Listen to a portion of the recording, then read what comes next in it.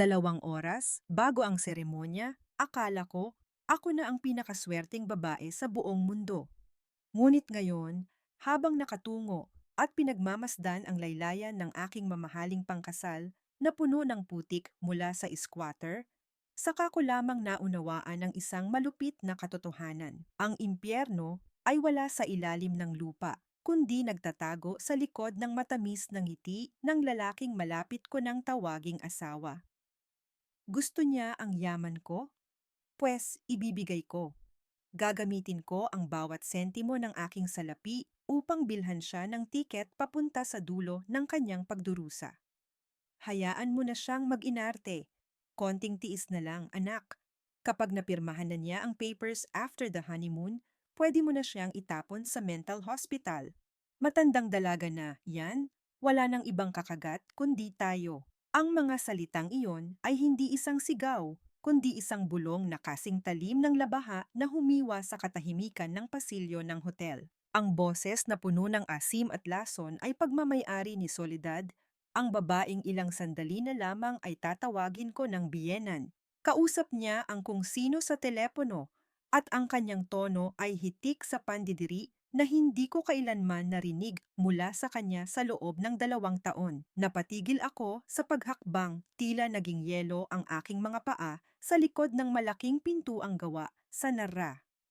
Hawak-hawak ng aking mga kamay ang isang kahong pelus na pula na naglalaman ng rosaryong gawa sa tunay na perlas na ipinasadya ko pa mula sa Vatican. Balak ko sanang ibigay ito kay Soledad bilang regalo ng pasasalamat dahil iniluwal niya si Gabriel sa mundong ito.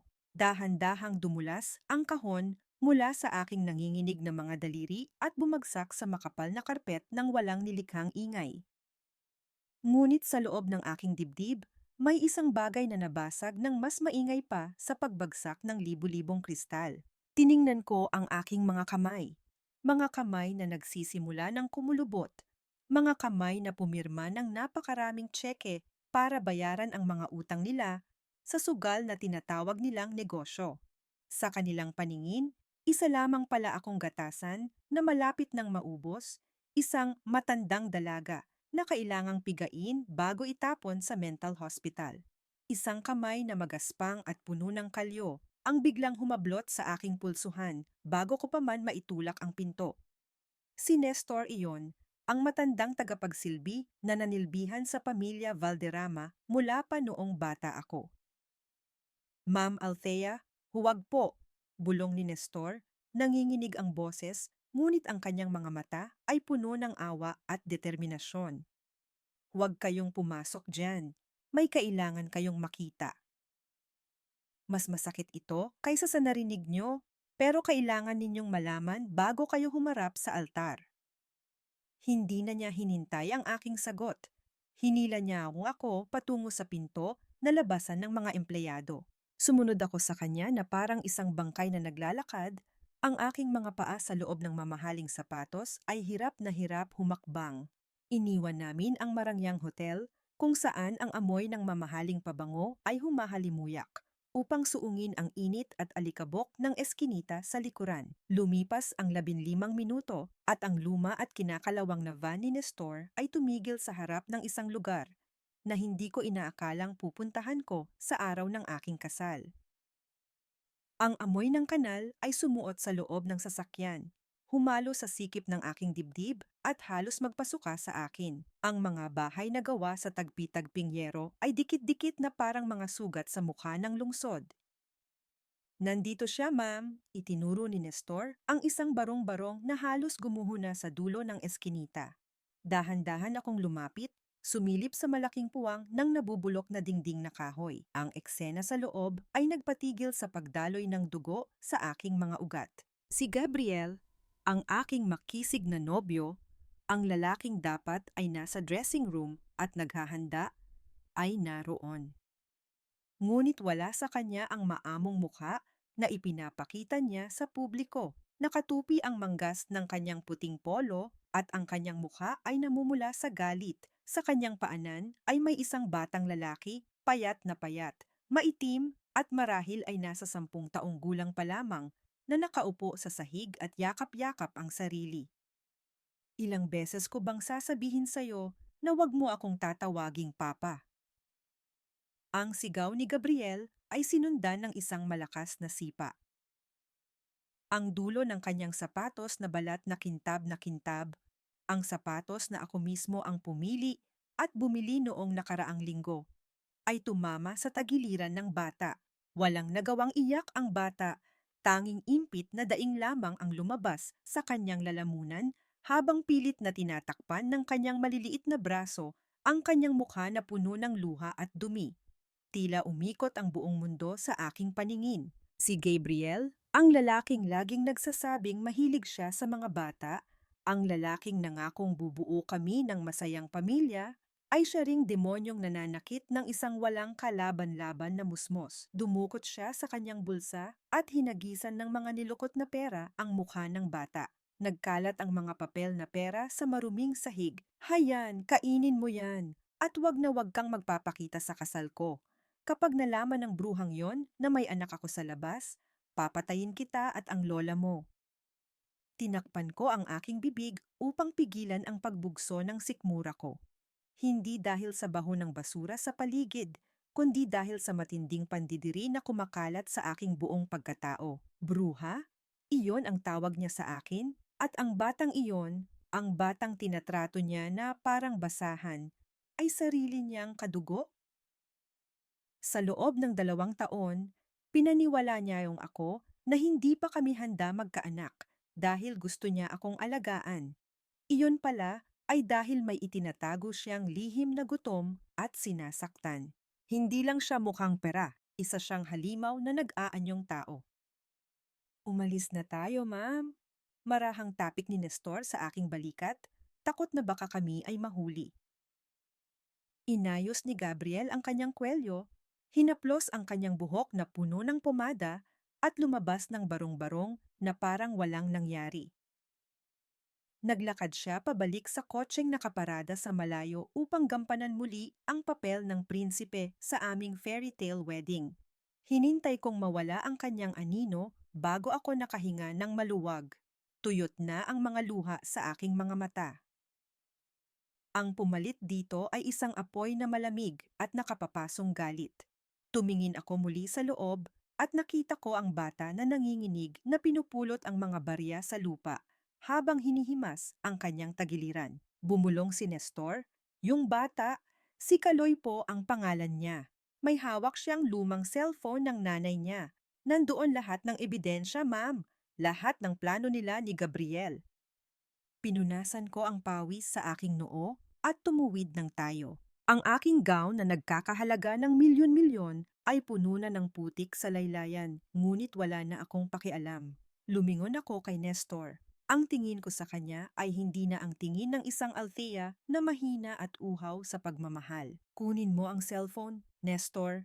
Ang utos ko, ang boses ko ay matigas at walang emosyon. Sa dinami-dami ng bagyo na sinuong ko para sa kanya. Bakit ako pa ang naiwan sa ulan? Ganito na lang ba? Huminto ako sandali at humugot ng malalim na hininga. Hindi. Tutuloy ang kasal, pero walang iiyak na bride ngayon. Tanging isang reyna lamang ang aakyat sa entablado para ibaba ang hatol. Bumalik ako sa bridal suite. Ang bawat hakbang ay may bigat ng isang desisyon na hindi na mababawi. Ang aking makeup artist ay nag-alalang sumalubong sa akin. Ang kanyang mga mata ay nanlalaki nang makita ang putik sa aking damit. Ma'am Althea, anong nangyari? Ayos lang po ba kayo? Hindi ko siya sinagot. Umupo ako sa harap ng salamin at tinitigan ang sarili kong refleksyon.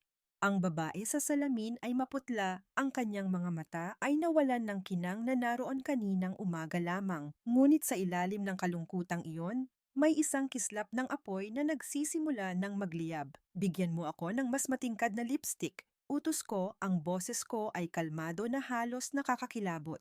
Yung kulay dugo. At itago mo ng foundation ang pamumutla ko. Ngayon ang araw ng aking kasal. Kailangan kong maging pinakamagandang babae sa lahat. Sumunod siya ng walang tanong. Hinawakan ko ang lipstick na kulay dugo at idiniin ito sa aking mga labi ng may puwersa. na para bang nagpipinta ako ng isang maskara para sa digmaan. Nang matapos ang lahat, ako ay perpekto. Isang perpektong nobya na naglalakad patungo sa kanyang kamatayan. O sa kanyang muling pagsilang, nagsimulang tumugtog ang organ sa simbahan. Ang malalaking pinto ay bumukas.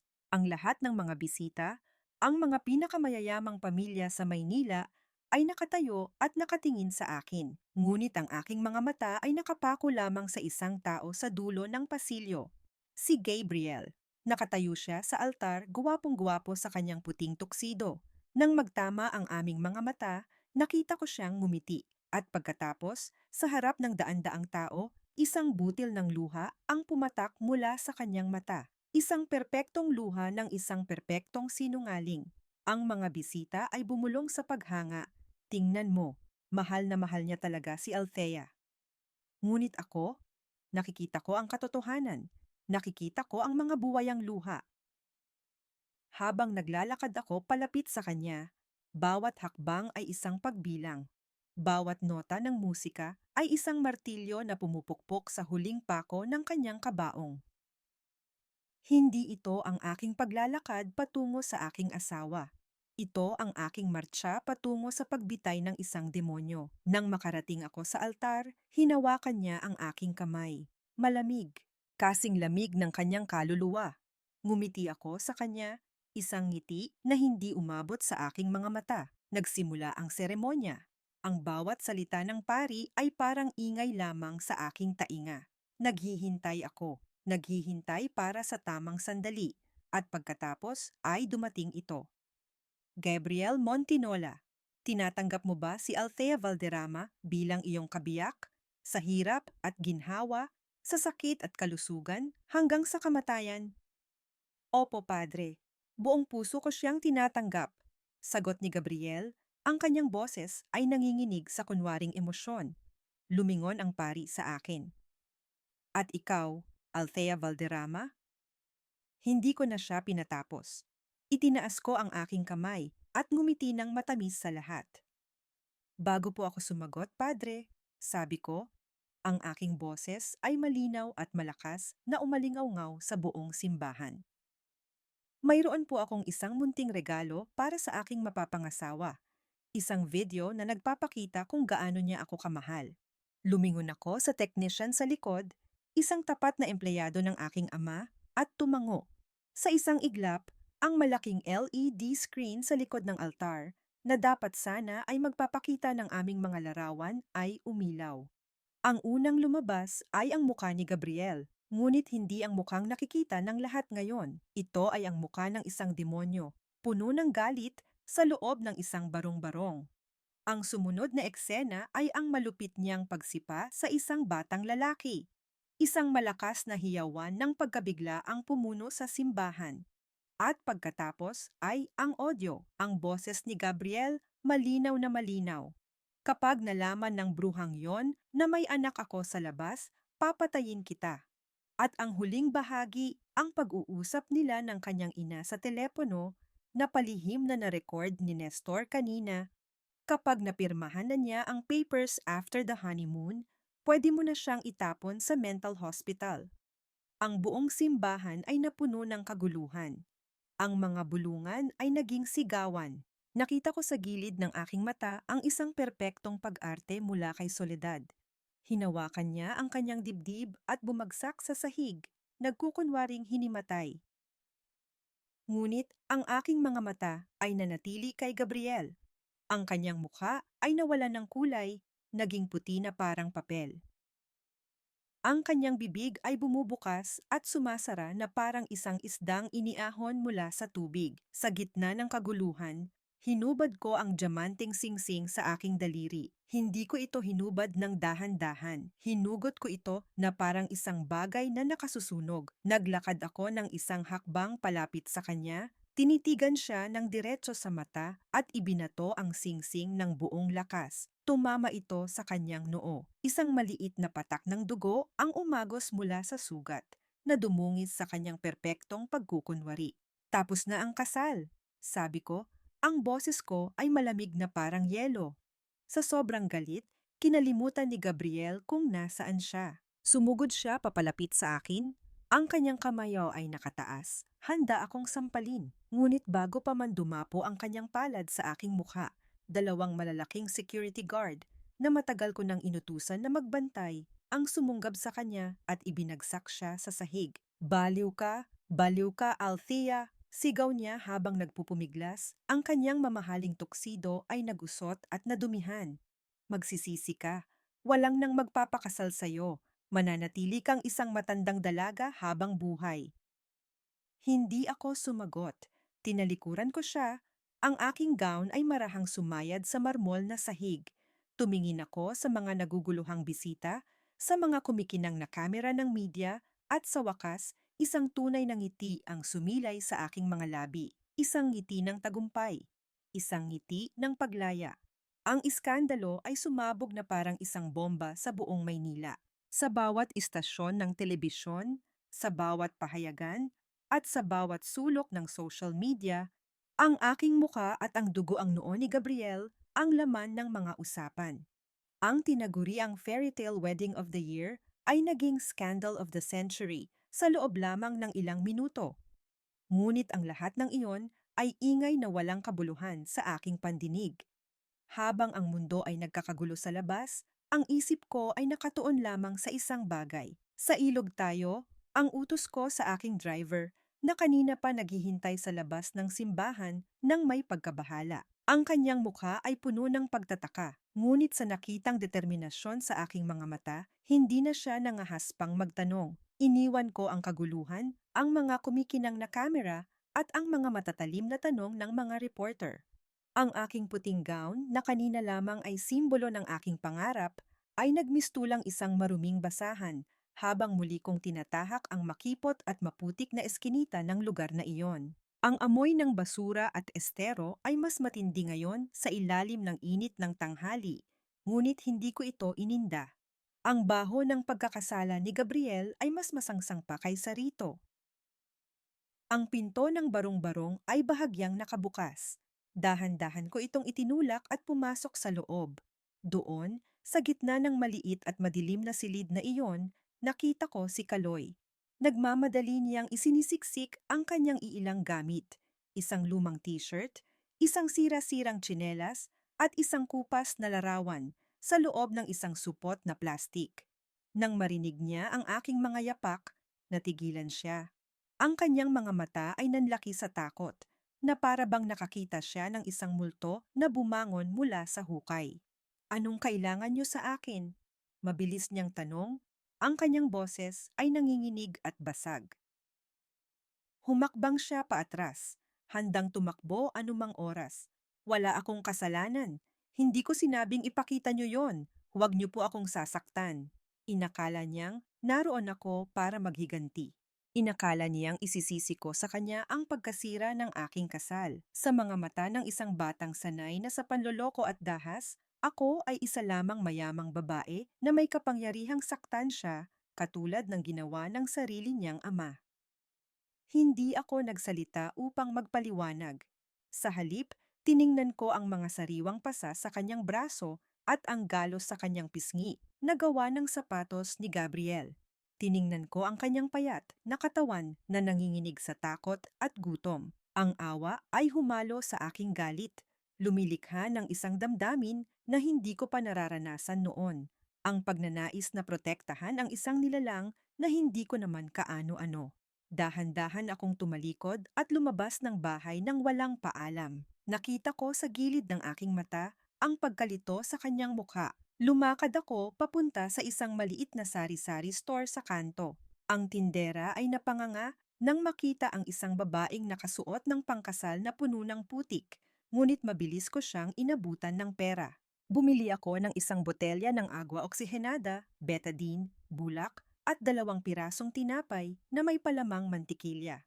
Pagbalik ko, naroon pa rin si Kaloy, nakatayo sa parehong pwesto, yakap ang kanyang supot ng damit. Inilapag ko ang mga pinamili ko sa isang maliit na bangko na kahoy na gumigiwang-giwang. Hindi pa rin ako nagsalita.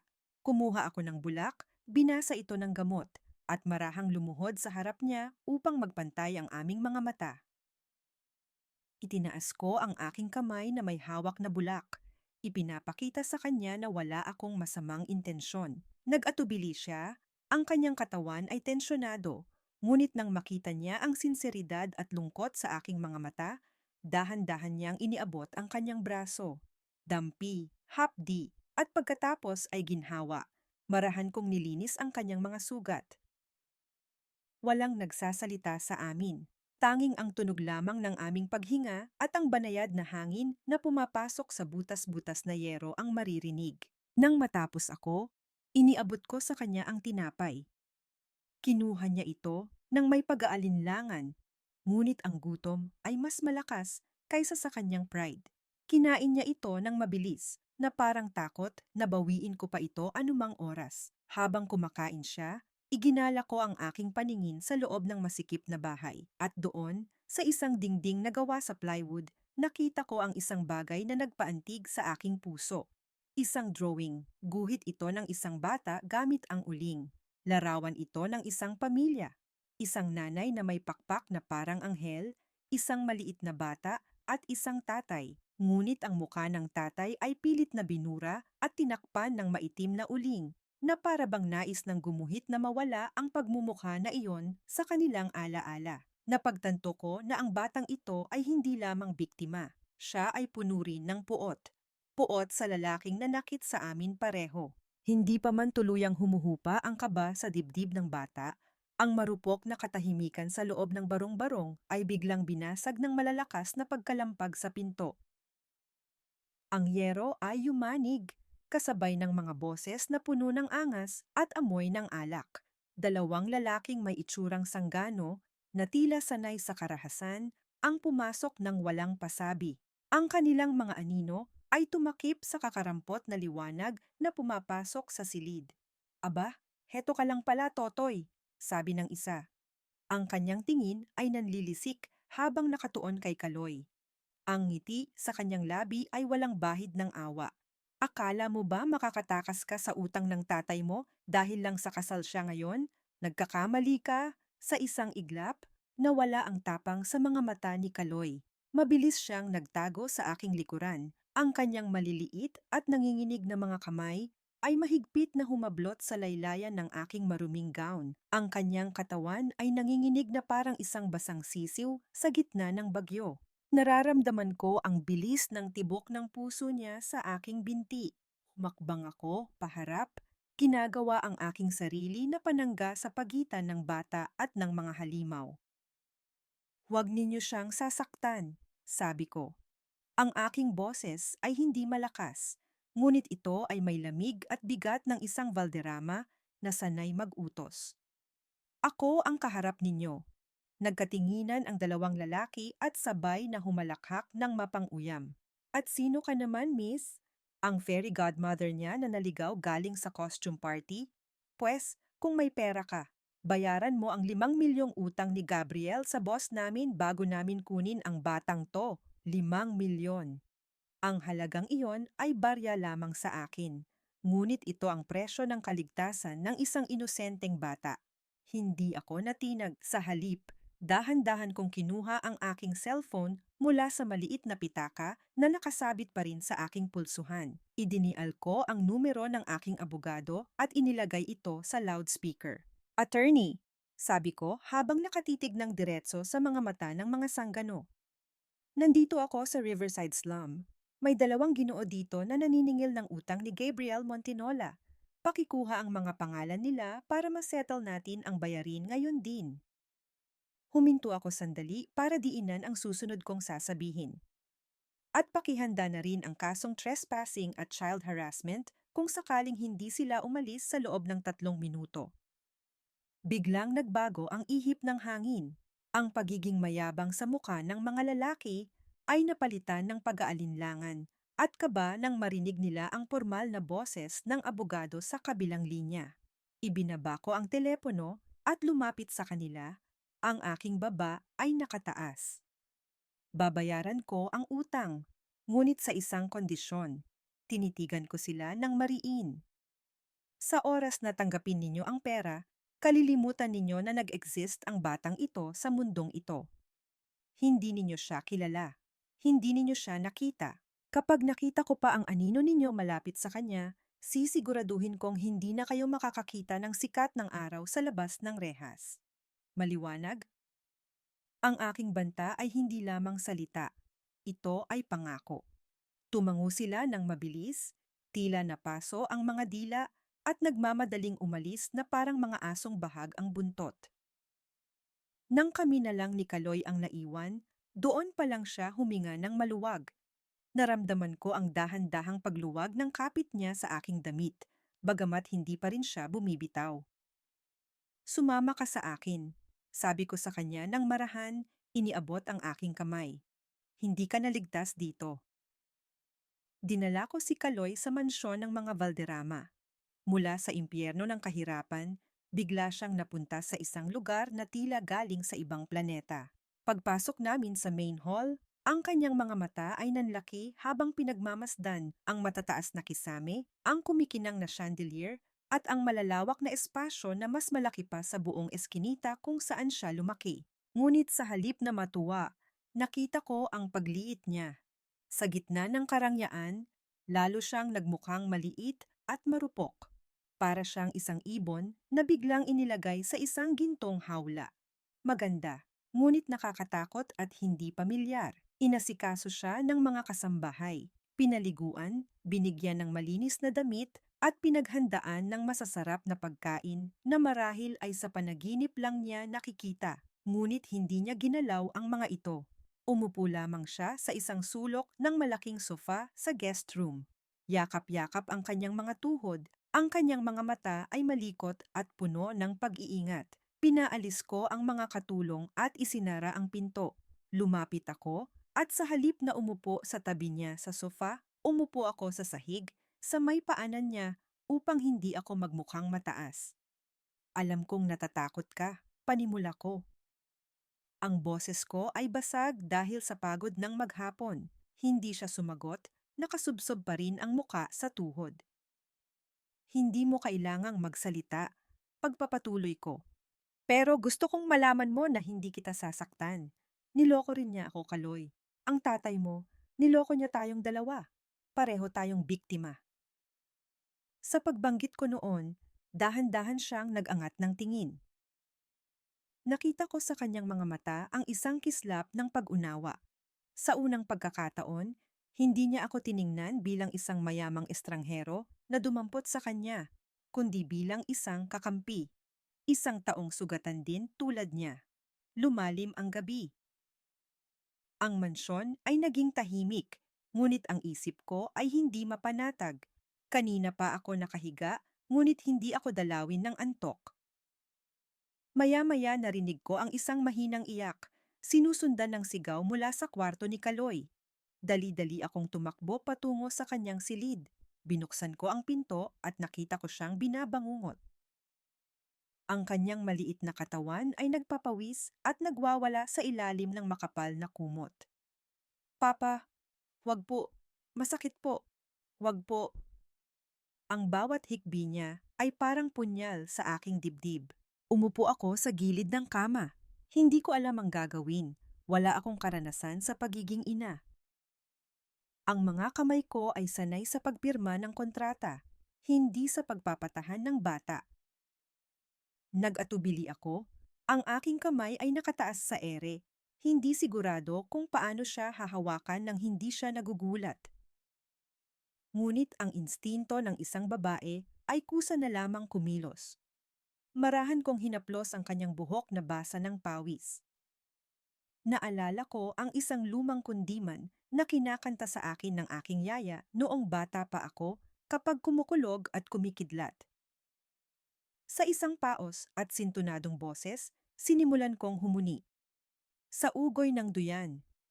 Hindi perpekto ang aking pagkanta, ngunit ang aking boses ay sapat na para unti-unting pakalmahin ang kanyang pagpupumiglas.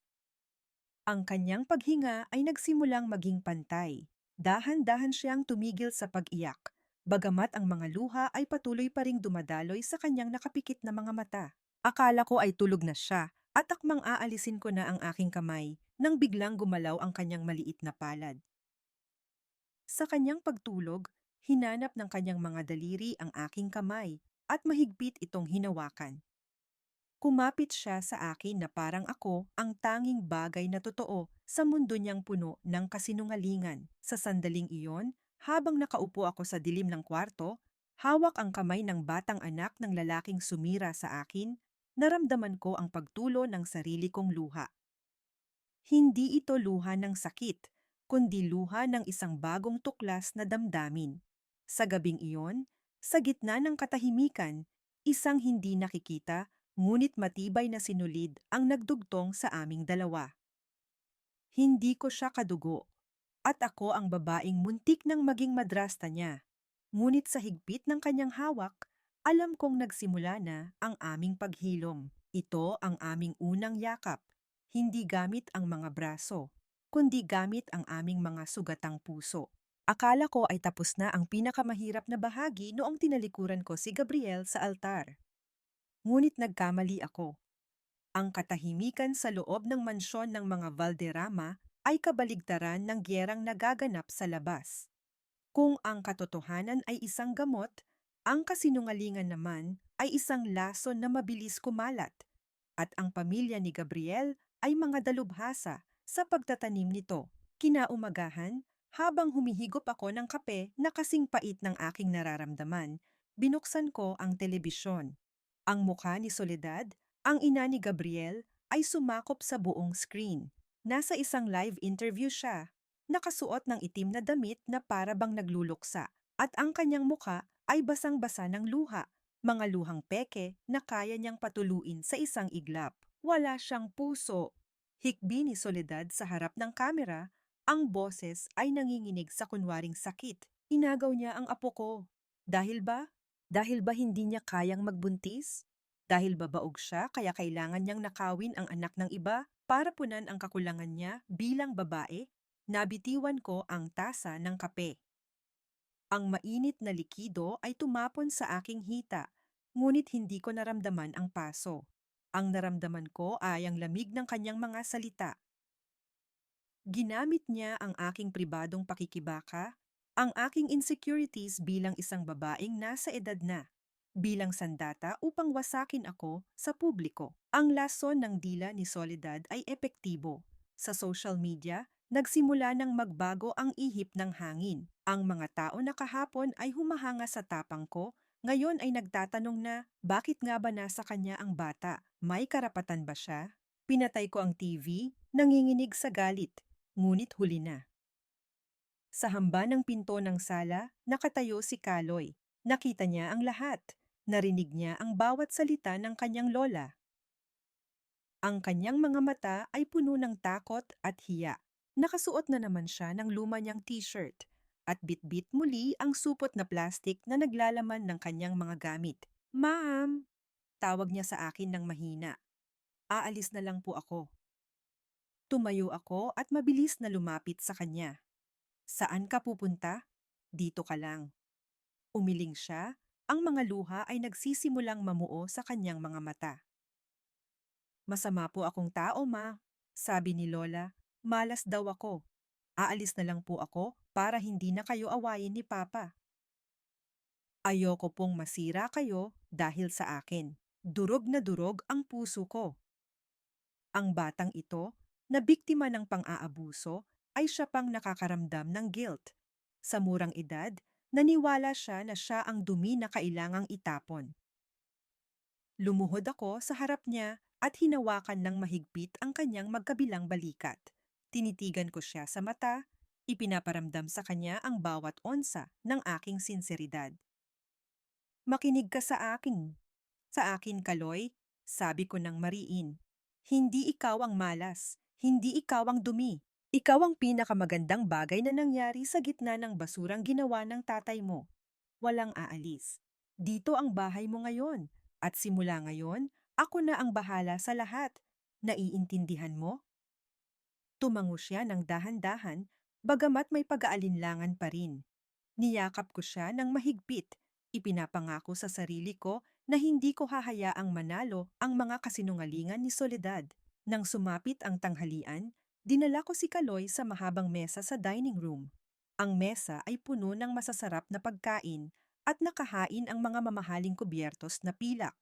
Nakita ko ang pagkabigla ni Kaloy. Hindi siya sanay. Nakatungo siya, nahihiya, at akmang kakamayin na lang ang pagkain dahil hindi niya alam kung paano gamitin ang tinidor at kutsilyo. Pinigilan ko ang kamay niya ng marahan. Huwag Kaloy, sabi ko. Nag-angat siya ng tingin, takot na baka pagalitan ko siya. Tumayo ako at pumunta sa likuran niya. Hinawakan ko ang kanyang mga kamay at inilagay ang mabigat na tinidor sa kanyang kaliwang kamay at ang kutsilyo sa kanan. Naramdaman ko ang paninigas ng kanyang kalamnan, hindi sanay sa bigat at lamig ng tunay na pilak. Ang kanyang mga daliri ay nanginginig, takot na baka magkamali siya at bawiin ko ang lahat ng ito. Huwag kang yuyuko, Kaloy. Bulong ko sa kanyang tainga habang iginigiya ang kanyang mga kamay sa paghiwa ng karne. Ang boses ko ay malumanay ngunit puno ng diin. Sanay ang tatay mo at ang lola mo na makita kang gumagapang sa lupa, na parang isang hayop na naghihintay ng tira-tira. Pero sa pamamahay na ito, hindi ka pulubi. Matututo kang kumain, maglakad, at mabuhay ng nakataas ang noo. Tumingin siya sa akin, ang kanyang mga mata ay nagtatanong. Ang paggamit ng kutsilyo at tinidor ay hindi lang tungkol sa pagkain. Dagdag ko pa, habang inaayos ang napkin sa kanyang kandungan. Ito ay tungkol sa dignidad. Kapag tinrato mo ang sarili mo ng may respeto, walang sino man ang pwedeng tumapak sa'yo, kahit pa ang sarili mong ama. Unti-unting naging tuwid ang kanyang pagkakaupo. Sa unang pagkakataon, humiwa siya ng isang piraso ng karne at isinubo ito nang hindi nagmamadali, nang hindi linga ng linga na parang may aagaw. Nakita ko ang pagtulo ng isang luha mula sa kanyang mata habang nginunguya ang pagkain, ngunit sa pagkakataong ito, hindi niya ito pinunasan ng likod ng kanyang kamay. Hinayaan niya itong tumulo, kasabay ng pagtanggap na may karapatan siyang maging tao. Ang aming munting tagumpay ay panandalian lamang. Habang tinatapos namin ang tanghalian, pumasok ang aking butler na si Mang Kanor. Ang kanyang mukha ay seryoso at may dalang isang sobrang kulay kayumanggi na may tatak ng korte. Ma'am Althea, sabi niya sa mababang boses, iniabot ang sobre sa akin na para bang ito ay isang bomba. Galing po sa abogado ni Mr. Montinola. Urgent daw po. Binuksan ko ang sobre. Binasa ko ang nilalaman. At sa bawat linyang aking nadadaanan, naramdaman ko ang pag-akyat ng dugo sa aking ulo. Ang mga kamay ko ay halos mapunit ang papel sa sobrang gigil. Hindi lang ito simpleng sulat. Ito ay isang writ of habeas corpus at isang kasong kriminal. Si Gabriel, ang lalaking sumipa sa sarili niyang anak kahapon lang, ay nagsampa ng kaso laban sa akin. Ang paratang, kidnapping at illegal detention. Ayon sa kanyang sinumpaang salaysay, sa pilitan ko raw kinuha si Kaloy at tinatakot ang bata upang siraan siya. Hinihingi niya ang agarang kustodiya kay Kaloy dahil siya ang biological father at ako ay isang baliw na babae na naghihiganti lamang. Napatingin ako kay Kaloy, payapa na siyang kumakain ng dessert. Walang kamalay-malay na ang demonyong kinatatakutan niya ay gumagawa ng paraan upang hilahin siyang muli pabalik sa impyerno. Ginamit ni Gabriel ang batas. Ang batas na dapat sanang nagpoprotekta sa mga mahihina upang protektahan ang kanyang sarili at saktan kami. Ang kapal ng mukha niya ay abot hanggang langit. Tinupi ko ang papel at inilagay sa aking bulsa. Humugot ako ng malalim na hininga at ngumiti kay Kaloy, isang ngiting puno ng pait ngunit matatag. Tapusin mo na ang pagkain mo, Kaloy, sabi ko. Kailangan nating maghanda. Ang tatay mo ay nagdeklara na ng digmaan. Tumayo ako at naglakad patungo sa bintana. Tinatanaw ang maitim na ulap na nagbabadyang bumuhos. Akala ni Gabriel ay matatakot ako sa isang pirasong papel. Akala niya ay ibabalik ko si Kaloy dahil lang sa tinakot niya ako ng kulungan. Nagkakamali siya. Hindi niya kilala kung sino ang kinalaban niya.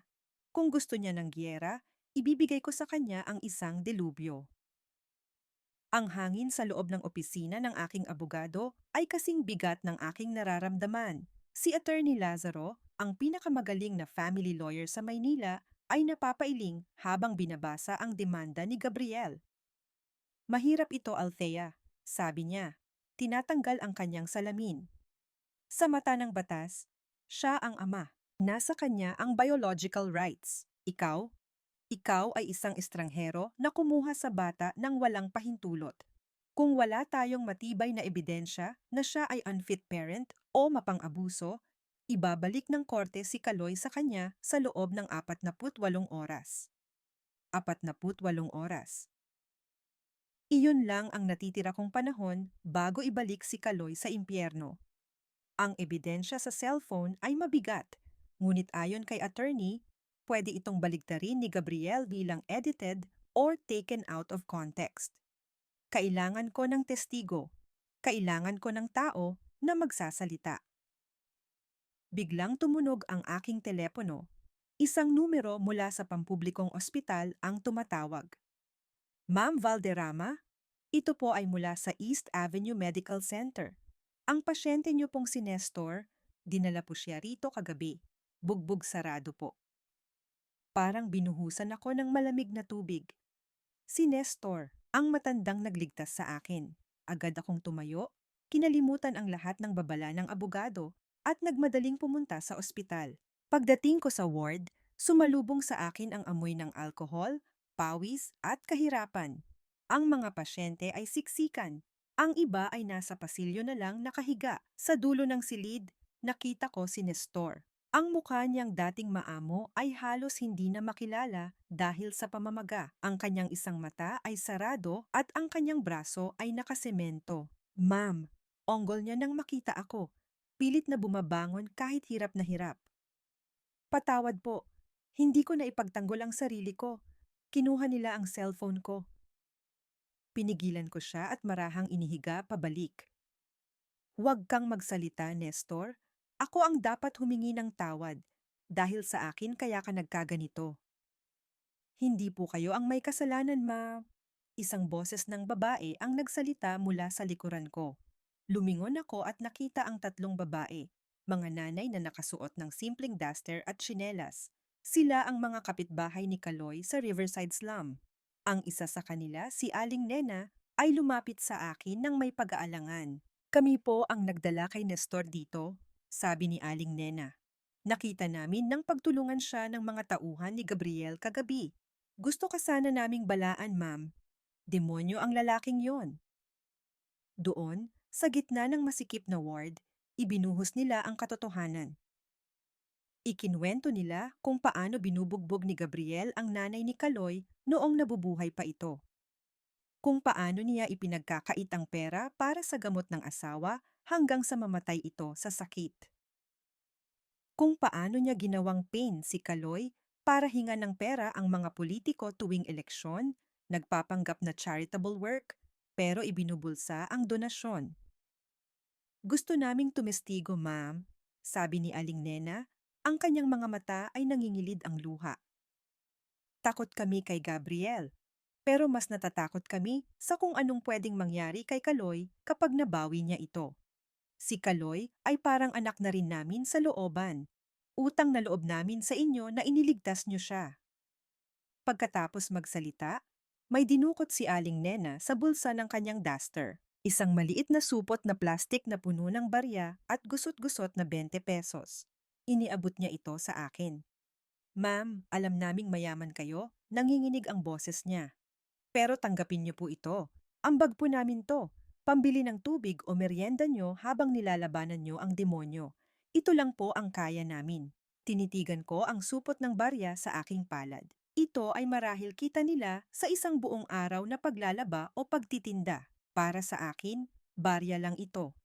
Pero para sa kanila, ito ay dugot pawis. Sa unang pagkakataon sa loob ng mahabang panahon, umiyak ako. Hindi dahil sa sakit, kundi dahil sa hiya at pasasalamat. Ang mga taong walang-wala ang siya pang handang magbigay ng lahat. Ang perang ito ay mas mabigat pa sa lahat ng ginto sa vault ng mga Valderrama. Tatanggapin ko ito, sabi ko, pinupunasan ang aking luha. At ipapangako ko sa inyo, bawat sentimo nito ay gagamitin ko para siguraduhing mabubulok si Gabriel sa kulungan. Bago ako umalis, tinawagan ko si Kaloy sa bahay para kamustahin siya. Ikinwento ko na kasama ko ang mga kapitbahay nila. Nang marinig niya ang boses ni Aling Nena, biglang may naalala ang bata. Ma'am Althea, sigaw ni Kaloy sa kabilang linya. Si Mama! May iniwan si Mama. Anong ibig mong sabihin, Kaloy? Yung notebook ni Mama. Yung diary niya. Mabilis na sabi ng bata. Isinusulat niya doon lahat ng araw na sinasaktan siya ni Papa. Pati yung mga listahan ng pera na kinukuha ni Papa sa kanya. Itinago niya yon sa ilalim ng sahig na kahoy sa may paanan ng lumang kama para hindi makita ni Papa. Nanlaki ang mga mata ko. Iyon na. Iyon ang smoking gun na hinahanap ni Attorney Lazaro. Ang diary ng namayapang ina na nagdedetalye ng pang-aabuso ay sapat na ebidensya para wasakin ang karakter ni Gabriel sa korte. Pupuntahan ko, Kaloy. Ngayon din, sabi ko. Mag-ingat po kayo, ma'am, babala ni Aling Nena. Mainit ang mata ng mga tauhan ni Gabriel sa lugar namin ngayon. Hindi ako nag-aksaya ng panahon. Kasama ang aking driver at 2 security guard, pinaharurot namin ang sasakyan pabalik sa Riverside Slum. Ang bawat segundo ay mahalaga. Kung malaman ni Gabriel ang tungkol sa diary, siguradong sisirain niya ito. Palubog na ang araw nang matanaw namin ang lugar. Ngunit imbes na ang kulay kahel na langit ng dapit hapon ang sumalubong sa amin, ibang kulay ang nakita ko. Makapal na itim na usok. Pumapailan lang ito sa ere, nagmumula sa direksyon ng barong-barong ni Kaloy. Hindi, bulong ko. Ang aking puso ay kumabog ng mabilis sa aking lalamunan. Pagbaba ko ng sasakyan, sinalubong ako ng init at kaguluhan. Ang mga tao ay nagtatakbuhan. May mga bitbit na timba ng tubig, sumisigaw ng sunog-sunog. Ang barong-barong, ang bahay kung saan nakatago ang huling pag-asa namin para maisalba si Kaloy, ay nilalamon na ng naglalagablab na apoy. Ang mga dilaw at pulang dila ng apoy ay parang mga demonyong sumasayaw. Tinutupok ang marupok na kahoy at yero. Nakita ko sa di kalayuan ang isang pamilyar na kotse na mabilis na humarurot paalis. Kilala ko ang kotseng iyon. Iyon ang kotseng iniregalo ko kay Gabriel noong nakaraang Pasko. Sinunog niya. Sinunog niya ang buong bahay para burahin ang ebidensya. Ang diary. Sigaw ko, akmang tatakbo papasok sa eskinita, ngunit pinigilan ako ng aking mga bodyguard. Ma'am, delikado? Hindi na po kaya. Sigaw ng aking guard habang hinihila ako pabalik dahil sa tindi ng init. Napaluhod ako sa maputik na kalsada habang pinapanood ang pagguho ng bubong ng barong-barong. Kasabay ng pagbagsak ng yero ay ang pagbagsak ng aming pag-asa. Ang ebidensya ay naging abo na. Paano ko na ipagtatanggol si Kaloy ngayon? Ngunit sa gitna ng aking kawalan ng pag-asa, narinig ko ang boses ni Kaloy sa aking isipan. Huwag po kayong susuko. Din tumingin ako sa apoy at ang luha sa aking mata ay natuyo dahil sa init. Hindi, Gabriel. Akala mo nanalo ka na dahil sinunog mo ang papel? Nagkakamali ka. Ang apoy na sinimulan mo ay siya ring apoy na tutupok sa'yo. Kung abo ang gusto mo, abo ang ibibigay ko sa'yo. Ang abo ng iyong kinabukasan. Tumayo ako, pinagpag ang dumi sa aking tuhod at tumalikod sa sunog. Ang laban ay hindi pa tapos. Kakaumpisa pa lang. Ma'am, huwag papatayin niyo ang sarili niyo. Sigaw ng aking bodyguard habang mahigpit na nakahawak sa aking braso. Ang kanyang boses ay nag-aalala, halo ang galit at takot. Sa harap namin, ang barong-barong ay isa ng nagngangalit na halimaw na gawa sa apoy. Ang init ay tumatagos sa balat, nakapapasok kahit nasa distansya kami.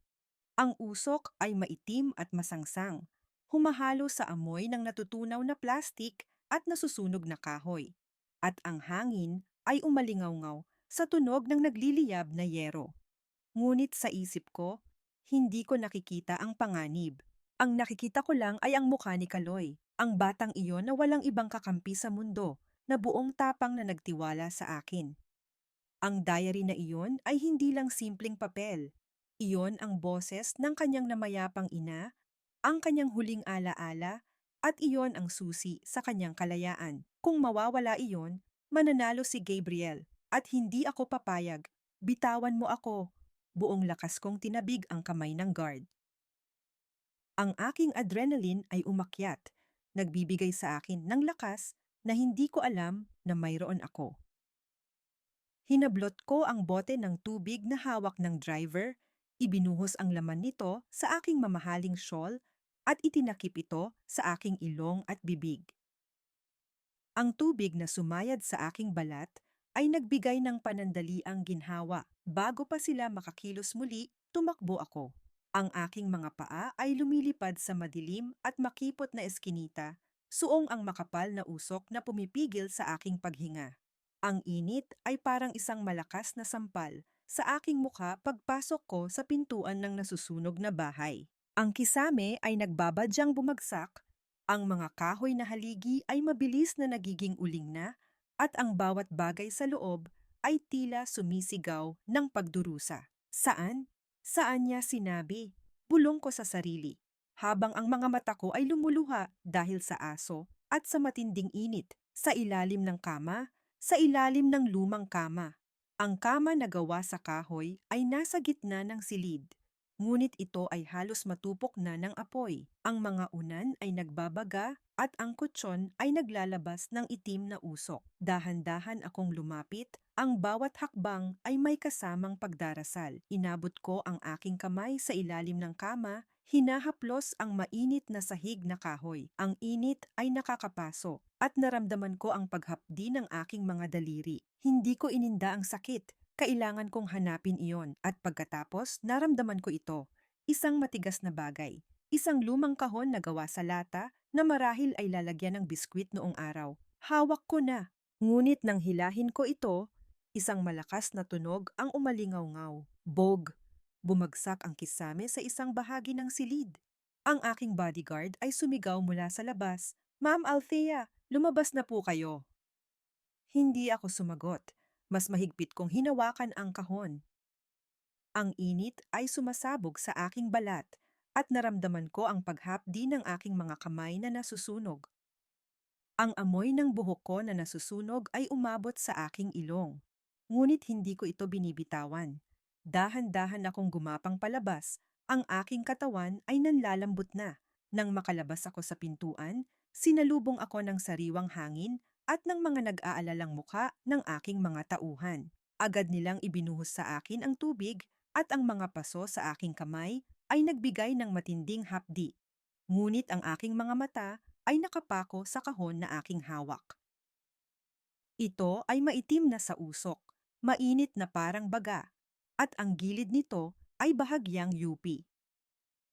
Mayroong isang butas dito at ang mga papel sa loob ay nasunog ang isang bahagi. Sa di kalayuan, sa madilim na kanto ng eskinita, nakita ko ang isang pamilyar na kotse. Nakita ko ang anino ni Gabriel sa loob, nakatingin sa akin at ang kanyang labi ay nakangisi. Akala niya ay nanalo siya.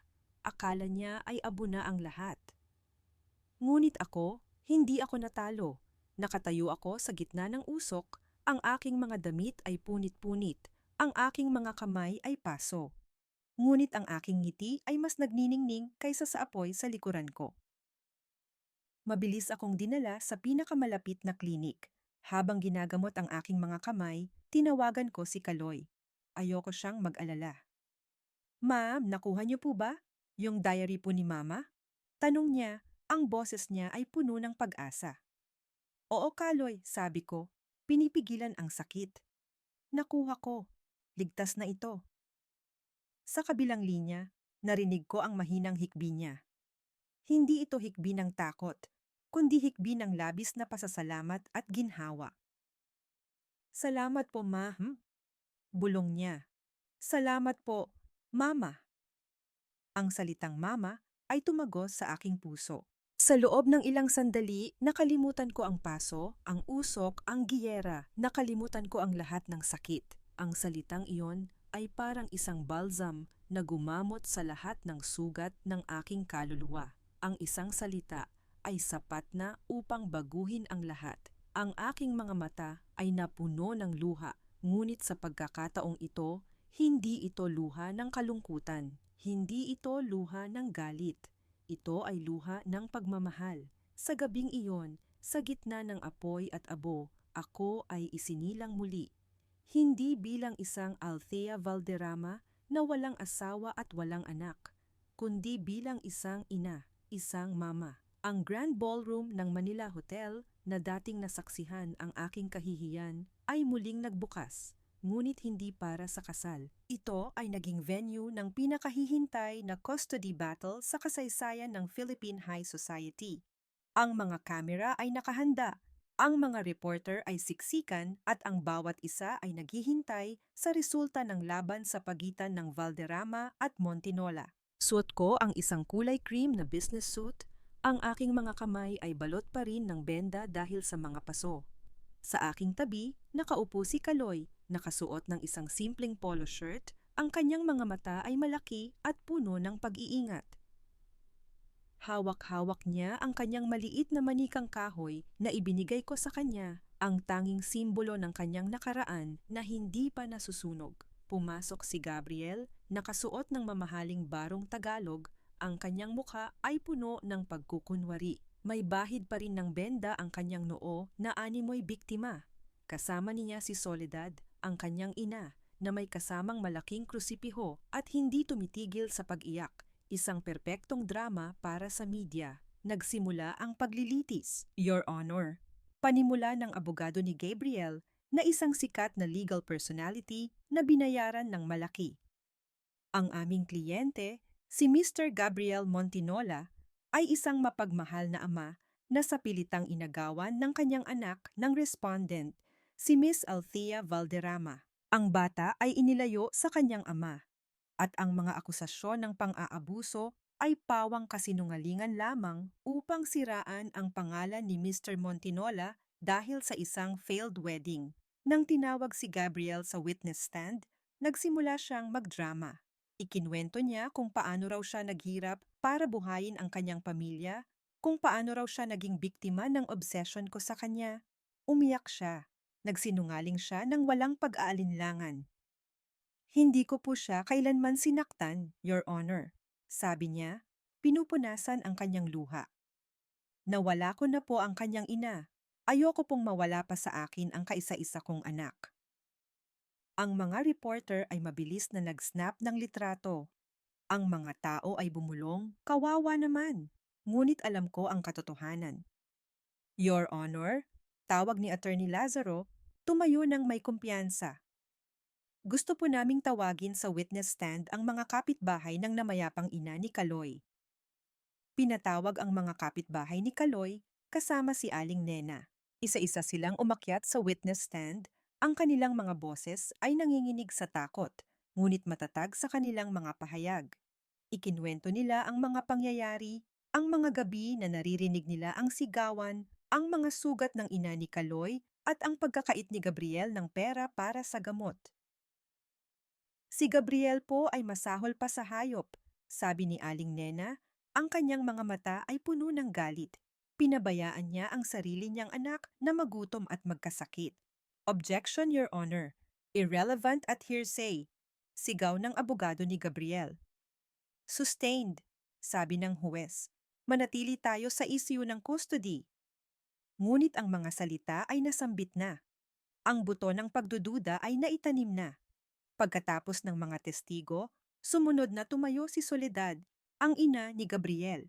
Mas mataas pa ang kanyang drama sa kanyang anak. Nagsalita siya tungkol sa kabutihan ni Gabriel at ang kabaliwan ko. Ang bata po ay dapat nasa akin, sabi niya habang nakaturo kay Kaloy. Ako ang kanyang lola. Ako ang kanyang kadugo. Ang babaeng yan ay baliw at inggitera lang. Baog kaya ng agaw ng bata. Ang mga salitang iyon ay tumama sa akin. Ngunit hindi ako nagpadala sa emosyon. Ito ang plano nila. Your Honor, tawag ko sa huwes, tumayo ng dahan-dahan. Gusto ko pong ipakita ang isang ebidensya. Inabot ko kay Attorney Lazaro ang kahon na lata, na bahagyang sunog ngunit buo pa rin. Inilabas niya mula rito ang isang diary na may nasunog na gilid. Ito po ay ang diary ng namayapang ina ni Kaloy, sabi ni Attorney Lazaro. Ito ay natagpuan sa ilalim ng sahig ng kanyang nasunog na bahay at buong tapang na iniligtas ng aming kliyente. Dito po nakasulat ang bawat detalye ng pang-aabuso ni Gabriel sa kanyang asawa at ang pagkakait niya ng suporta. Ito po ay nagpapakita na si Mr. Montinola ay isang unfit parent. Habang binabasa ang ilang pahina ng diary, nakita ko ang pagbabago sa mukha ni Gabriel. Ang kanyang kulay ay nawala at ang kanyang ngiti ay naging isang pilit na guhit. Ngunit may huling ebidensya pa ako. Your Honor, sabi ko, lumakad papunta sa witness stand. May isa pa po akong katanungan para kay Mr. Montinola. Totoo po bang ginagamit nyo ang pangalan ng inyong anak, si Kaloy, upang magbukas ng mga peking bank accounts para sa inyong money laundering scheme? Sa sandaling iyon, parang may sumabog na bomba. Ang buong korte ay napuno ng kaguluhan. Objection! Your Honor, that's baseless and irrelevant. Sigaw ng abogado ni Gabriel. Hindi po ito baseless, Your Honor. Sabi ko, iniabot ang isang folder sa huwes. Ito po ang bank statements mula sa isang peking account na may pangalan ni Kaloy kung saan pumapasok ang mga ilegal na pera. Ang pirma po sa mga withdrawal slips ay kay Mr. Montinola. Ang pagkabigla sa mukha ni Gabriel ay hindi na maitago. Sa pagtatangka niyang sirain ang ebidensya sa pamamagitan ng pagsunog sa bahay, nakalimutan niyang ang kanyang kasamaan ay mas malalim pa. Hindi niya alam na ang lahat ng ginawa niya sa ilalim ng anino ay nasa ilaw na ngayon. Mr. Montinola, sabi ng huwes, ang kanyang boses ay may lamig na nakakapangilabot. Kinukumpirma po ba ninyo ang mga pirma na ito? Nanginginig si Gabriel. Ang kanyang mga mata ay nagpapaikot-ikot, naghahanap ng pagtakas, ngunit wala na. Ang kanyang mundo ay gumuho na. Ikinagalak kong ipahayag ang desisyon ng korte, sabi ng huwes. Batay sa mga ebidensya at testimonya, ang korte ay nagpasiya na si Mr. Gabriel Montinola ay unfit parent. Ang kustodya ng batang si Kaloy ay igagawad kay Miss Althea Valderrama. Isang malakas na palakpakan ang pumuno sa Grand Ballroom, ngunit hindi pa tapos ang huwes. Bukod pa rito, patuloy niya, dahil sa mga bagong ebidensya na iniharap tungkol sa money laundering, iniuutos ng korte na arestuhin si Mr. Gabriel Montinola at si Miss Soledad Montinola sa salang fraud, money laundering at child endangerment. Di ang mga pulis ay agad na lumapit kay Gabriel at Soledad.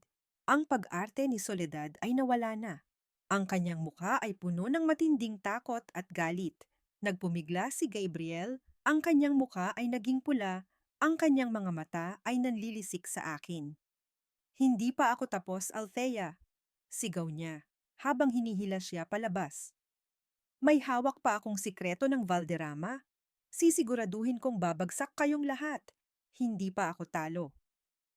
Ngunit ang kanyang mga banta ay parang hangin lamang sa aking pandinig. Tumingin ako kay Kaloy. Nakangiti siya. Isang tunay na ngiti na walang bahid ng takot o lungkot. At sa sandaling iyon, alam kong nanalo ako. Hindi sa pera, kundi sa buhay ng batang ito. Ang sigaw ni Gabriel na, may hawak pa akong sikreto ng Valderrama, ay umalingaw-ngaw sa buong Grand Ballroom, ngunit ito ay parang huling hininga na lamang ng isang talunang leon. Sa totoo lang, wala na siyang hawak. Sa likod ng mga eksena, matagal nang nilinis ng aking mga magulang at ng security team ng Valderrama Holdings ang lahat ng posibleng butas na maaaring gamitin ni Gabriel. Ang mga sikreto na alam niya ay mga butas na matagal nang tinakpan at pinagtibay. Ang Valderrama ay isang fortress na ngayon. Pagkalipas ng ilang linggo, ang pangalan ni Gabriel Montinola ay naging kasing dumi ng kanal sa Riverside Slum. Ang kanyang kompanya na nakatayo sa pundasyon ng panloloko at utang ay tuluyang bumagsak. Ang mga kaso ng fraud at money laundering ay umabot sa kanya dahil sa dami ng ebidensya at testimonya, lalo na mula sa mga kapitbahay ni Kaloy at ang diary ng namayapang ina ng bata, siya ay nahatulan. Sa loob ng kulungan, ang dating makisig na Gabriel ay naging anino ng kanyang sarili. Ang kanyang dating mga kaibigan, ang mga taong nakinabang sa kanyang mga illegal na transaksyon ay isa-isang tumalikod. Ang kanyang mga kasosyo sa negosyo ay siya pang nagtulak sa kanya sa mas malalim na putik upang mailigtas ang kanilang mga sarili. Ang mga bilanggo, lalo na ang mga may galit sa mga nanggagamit at nanamantala ng mga inosente at mahina ay walang awang bumawi sa kanya. Ang mga daing niya ay hindi na ang daing ng isang nagmamakaawa kundi ng isang nagdurusa. Si Soledad, ang kanyang ina, ay hindi rin nakaligtas dahil sa pagiging kasabwat sa mga krimen ni Gabriel at sa pagkakalat ng kasinungalingan laban sa akin, siya ay nahatulan din. Ang lahat ng kanyang ari-arian ay kinumpiska upang mabayaran ang mga utang. Mula sa pagiging mayabang na ginang na halos maging biyenan ko, siya ay naging isang matandang babae na pulubi. Nakita ko siya minsan, nagpapalimos sa labas ng isang simbahan. Ang kanyang mga mata ay nanlilisik pa rin sa galit ngunit puno na ng kawalan ng pag-asa. Walang kumagat sa kanyang kunwaring kalungkutan. Isang araw, dinala ko si Kaloy upang bisitahin si Gabriel sa kulungan. Hindi ito para magyabang. Hindi ito para magdagdag ng sakit. Ito ay para kay Kaloy, para malaman niya na tapos na. Para makita niya na ang halimaw na bumabalot sa kanyang pagkabata ay nakakulong na. Sa likod ng salamin, nakita namin si Gabriel. Payat, marumi. Ang kanyang mga mata ay walang kinang, at ang kanyang ngiti ay tuluyang nawala, napalitan ng pagod at pagsisisi. Papa, mahinang tawag ni Kaloy, ang kanyang kamay ay nakadikit sa salamin. Nilingon kami ni Gabriel. Hindi niya pinansin si Kaloy. Ang tingin niya ay nakapako sa akin, puno ng puot. Masaya ka na, Althea? Masaya ka na sinira mo ang buhay ko? Umiling ako. Hindi ako masaya, Gabriel. Hindi ako naghahanap ng kaligayahan sa pagdurusa ng iba. Pero naghahanap ako ng katarungan. Ang buhay mo ay sinira mo sa sarili mo. Ang kasamaan mo ang nagdala sa'yo diyan. Pagkatapos noon, tumingin ako kay Kaloy. Iginaya ko ang kanyang kamay sa salamin. Kaloy, sabi ko, gusto mo bang may sabihin sa kanya? Tumango si Kaloy.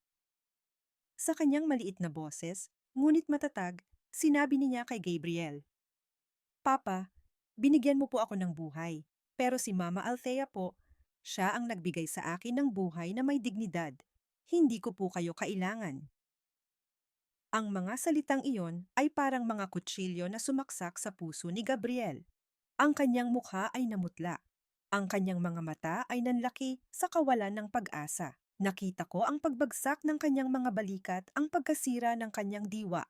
Dahil sa sandaling iyon, hindi lamang niya nawala ang kanyang kalayaan at yaman. Nawala niya ang tanging bagay na dapat ay kayang-kaya niyang panindigan, ang pagmamahal at paggalang ng kanyang sariling anak. Mas masakit iyon kaysa sa anumang kulungan. Marahan kong hinila si Kaloy palayo sa salamin. Ang pagbisita ay tapos na. Ang pahina ay nabuksan na.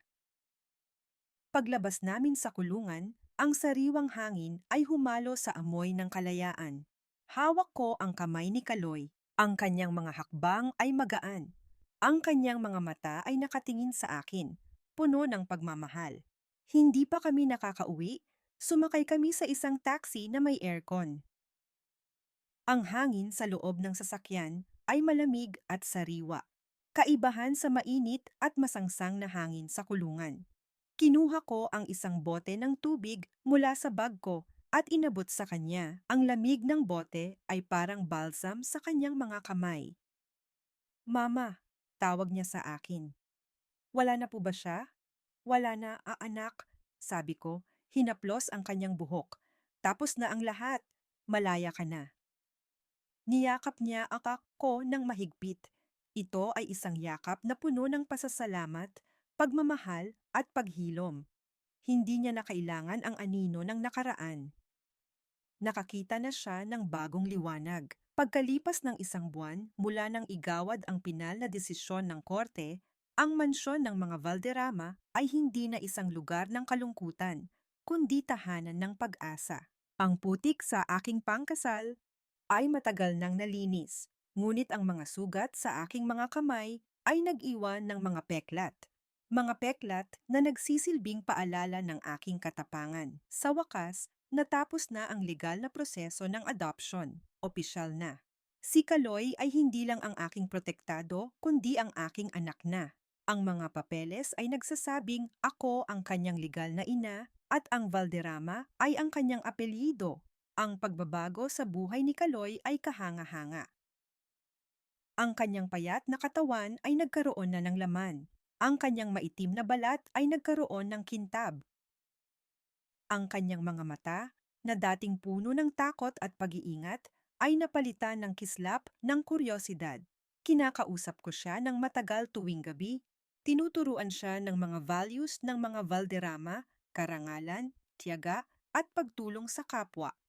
At hindi ang mga values ng panloloko ni Gabriel. Ngunit hindi ko siya pinalaki na parang isang prinsipe na nakatira sa Toreng Garing. Isang hapon, habang nag-aaral si Kaloy ng kanyang homework sa kanyang malawak na kwarto, tinawag ko siya. Kaloy, may ipapakita ako sa'yo. Iginaya ko siya sa isang sulok ng mansyon kung saan may isang maliit na espasyo. Doon, may nakatayong isang mesa, mga notebook, at isang lumang typewriter na inilagay ko roon para sa kanya. Makinig ka anak, sabi ko, lumuhod sa tabi niya. Dito sa mansyon na ito, pwede kang maging komportable, pero hindi ka pwedeng maging tamad. Simula ngayon, gagawa tayo ng isang project. Magbebenta tayo ng maliliit na gamit sa online. Ikaw ang bahala sa inventory, sa customer service, at sa pagde-deliver. Ang kikitain mo, ibibigay mo sa mga pamilya sa Riverside Slum. Hindi sa mga magulang na tamad, kundi sa mga batang gustong mag-aral. Ang kanyang mga mata ay nanlaki. Tayo po, Mama? Magbebenta? Oo, tayo. Hindi ka na si Kaloy na nagtitinda ng tiket. Ikaw si Kaloy Valderrama, isang young entrepreneur na tumutulong sa iba. Ang edukasyon at ang pagkilos ay ang pinakamahusay na sandata laban sa kahirapan. Ang aming project ay naging matagumpay. Ang bawat barya na kinita ni Kaloy ay hindi lamang nagpuno sa bank account ng mga mahihirap, kundi nagpuno rin sa kanyang kaluluwa ng purpose. Ang dating biktima ay naging isang tagapagligtas. Isang araw, nagkaroon kami ng isang maliit na celebration. Hindi ito isang malaking party, kundi isang simpleng hapunan sa bahay kasama si Nestor. Ang dating butler na ngayon ay isa ng consultant sa aming philanthropic arm, at si Aling Nena. Ito ang aming pamilya, isang pamilya na hindi duguan, kundi konektado sa pamamagitan ng pagmamahalan at utang na loob na ginawang pag-ibig. Habang kumakain kami, nagtanong si Kaloy, Mama, masaya ka po ba? Oo, anak. Sobrang saya, sagot ko. Kasi po, tinitigan niya ang aking singsing na tinanggal ko. Wala na po kayong asawa. Hindi po ba kayo malungkot dahil hindi niyo po nakamit yung happy ending sa kasal? Ngumiti ako. Ang ngiti ko ay hindi pilit. Ito ay tunay. Ang happy ending, Kaloy, ay hindi sa kasal. Sabi ko, hinawakan ang kanyang kamay. Ang happy ending ay ang kalayaan. Ang happy ending ay ang paghilom. Ang happy ending ay ang pagtayo mo ng matatag, ang pagtawag mo sa akin ng mama, at ang pagmamahal na ibinibigay mo sa akin araw-araw. Wala akong asawa, pero may anak ako, may Valderrama Holdings ako, may dignidad ako. Kaya, hindi ako malungkot, anak, buo ako. Hindi ko kailangan ng isang lalaki para maging kumpleto. Ikaw at ang aking sarili ay sapat na. Tumango siya at ngumiti ng malawak. Sa hapagkainan na iyon, sa loob ng aming mansyon, naramdaman ko ang tunay na kahulugan ng kaligayahan. Ito ay hindi ang pag-ibig na ipinangako ni Gabriel, kundi ang pag-ibig na ginawa naming dalawa. Ang aking paglalakbay ay natapos na. Ang rebirth ay hindi isang pangako, kundi isang katotohanan. Ngayon, handa na akong buksan ang bagong pahina. 10 taon. Ang 10 taon ay mabilis na lumipas, tulad ng banayad na agos ng isang ilog na nagdala ng putik at dumi palayo sa isang batong nag-iisa. Ang Valderrama Holdings ay hindi na kinikilala bilang ang lumang imperyo. kundi bilang isang behemoth ng etika at inobasyon. Si Althea Valderrama, sa edad na 48, ay itinuturing na the Iron Lady of Philippine Business, isang babaeng matalino, walang takot at may puso. Ngunit ang pinakamalaking tagumpay ni Althea ay hindi ang pera. Nakatayo ako sa loob ng isang malaking bulwagan. Ang simoy ng hangin ay sariwa, may kasamang amoy ng pininturahan na kahoy at malinis na semento. Ito ang araw ng inaugurasyon ng Nestor's Haven for Children, isang state-of-the-art learning center para sa mga batang kailangan ng proteksyon at edukasyon na itinatag bilang pagpupugay sa yumaong si Nestor. Sa aking tabi, nakatayo ang isang binata, matangkad, malusog at may maaliwalas na mukha. Siya si Kaloy. Ngayon ay Carlo Valderrama na, isang summa cum laude graduate mula sa UP Diliman, na may kursong business law. Ang dating batang payat na nanginginig sa takot at gutom ay naging isang matalinong advocate para sa mga bata. Mama, bulong ni Carlo, ang kanyang boses ay malalim at nagpapakita ng respeto. Lahat ng ito dahil sa inyo. Hindi, anak, sagot ko. Mahigpit na hinawakan ang kanyang kamay. Lahat ng ito ay dahil sa tapang mo.